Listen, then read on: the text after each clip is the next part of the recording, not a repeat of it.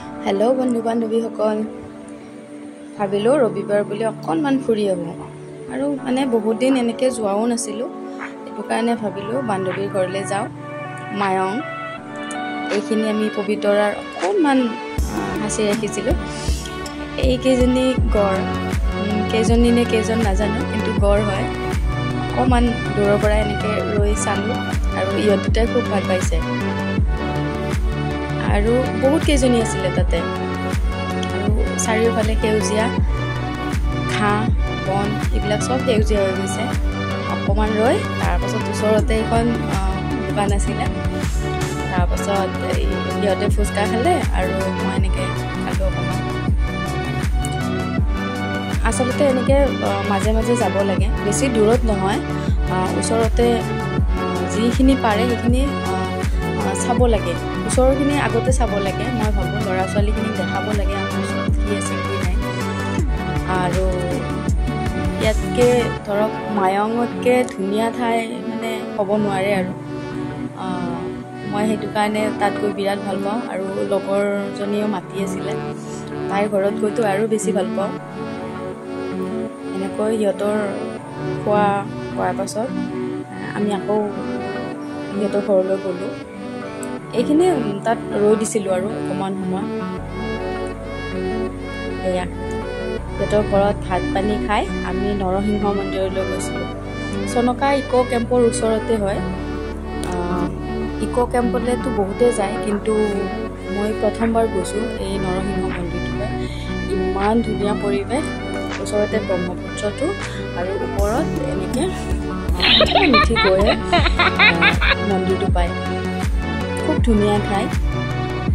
আচলতে মায়ংখন ঐতিহাসিক ঠাই, তন্ত্ৰ মন্ত্ৰৰ ঠাই, আৰু প্ৰাকৃতিকভাৱেও বহুত সুন্দৰ হয়, আৰু আমি চাবলগীয়া ঠাই বহুত আছে তাত। এয়া আমি গৈছোঁ।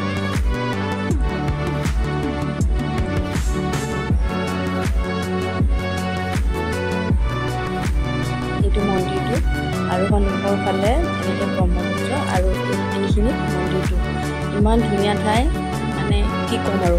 এনেকৈতো ভিডিঅ' কৰি থ'লেও ধৰক আচল যিটো সৌন্দৰ্য, সেইটো আমি পাব নোৱাৰোঁ। স্বচক্ষু চালেহে গম পোৱা যায় কিমান ধুনীয়া আচলতে ঠাইখিনি। গছজোপা যে ফুলবোৰ ইমান ধুনীয়াকৈ গোন্ধাই আছিলে নহয়। সেয়া এজনীয়ে ফুল মাৰি লৈছে। সেয়া মন্দিৰ হয়, সেৱা লৈছিলোঁ আমি তাত। আৰু মানুহটো সোমাই যাবই বিচাৰিছিলে, দেউতাকে মাতি লৈ আহিলে। অকণমান দ আছিলে যিহেতু, আৰু কিন্তু সৰু ল'ৰা ছোৱালী লৈ গ'লে খুব সাৱধান। এইখিনি ঠাইত বহুত গৰা হয় ঠাইখিনি। আমি অলপ সাৱধানে আছোঁ আৰু তাত।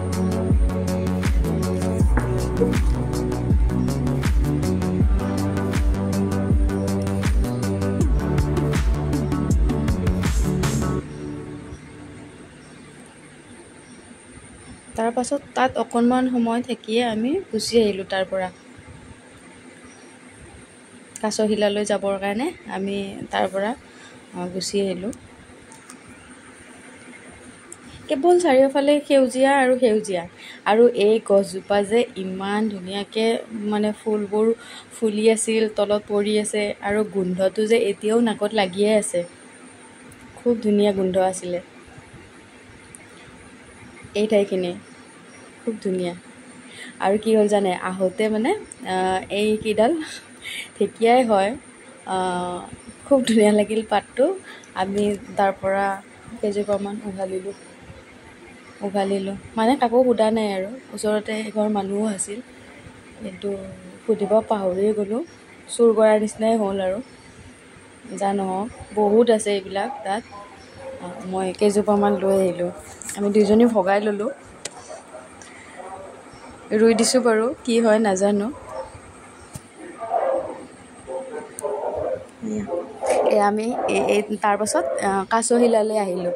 ইয়াতো এটা শিৱ মন্দিৰ আছে, ইমান ধুনীয়া, কি ক'ম আৰু। চিৰিবোৰ যে বহুত বেছি আছে, ভাগৰ লাগি গৈছিলে ওপৰলৈ গৈ থাকোঁতে। অকণমান অকণমান ৰখি দিওঁ মাজে মাজে, তাৰপাছত আকৌ যাওঁ। বহুত ওখত আছিলে। আৰু মোৰ যিহেতুকে ভৰিৰ বিষ আছে, মই মানে বহুত কষ্ট পাইছোঁ। আৰু বাবুৱে নাহে, সি ভয় কৰে খুব। এনেকৈ গৈ অকণমান যোৱাৰ পাছতে মানে ব্ৰহ্মপুত্ৰ নদীখন আৰু এই শিলটো বহুত ধুনীয়া হয়। এয়া বতৰটো অলপ অলপ ডাৱৰীয়া হৈ আহিছিলে আৰু বতাহ আহি আছিলে। ইমান ধুনীয়া লাগিছে, মানে মই চিঞৰি দিছোঁ আৰু ইমান ধুনীয়া ঠাই। আৰু কেমেৰাত ইমান স্পষ্ট হোৱা নাই, কিন্তু মানে বহুত ধুনীয়া আৰু কি ক'ম।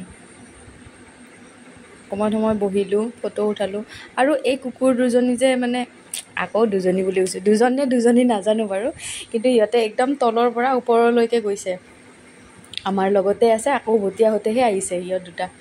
এইখিনি তাত মানুহ আছিলে, চৰত থকা মানুহখিনি, তেওঁলোক তাতেই থাকে। নাজানো আৰু বাংলাদেশী এনেই কি হয়, কেনেকৈ থাকে, সেইটো আচৰিত কথা।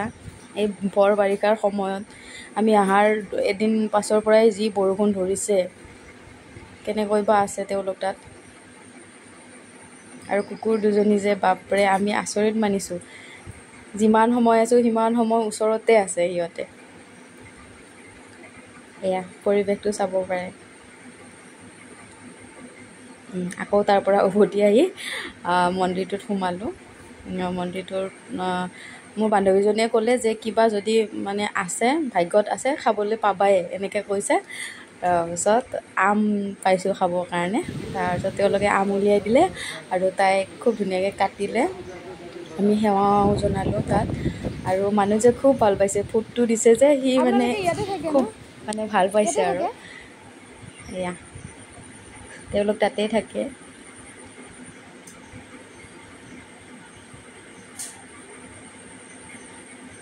ইয়াত ডাঙৰকৈ শিৱৰাত্ৰি পালন কৰে, খুব ধুনীয়াকৈ পাতে, বহুত মানুহ হয়। তাত যাব পাৰে কেতিয়াবা যদি যায়। এইখন ফটো আছিলে। ভিডিঅ'টো এতিয়া সামৰিছোঁ, আশা কৰোঁ ভাল পাব। লাইক, শ্বেয়াৰ, ছাবস্ক্ৰাইব কৰিবলৈ নকওঁ বাৰু, যিহেতুকে মই এনেকৈ সাঁচি থৈ ভাল পাওঁ ভিডিঅ'খিনি। এনেকৈ সাঁচি থোৱাৰ কাৰণেহে মই থৈছোঁ। আৰু আপোনালোকে ভাল পালে লাইক এটা কৰি দিব আৰু এইখিনিয়ে। Thank you.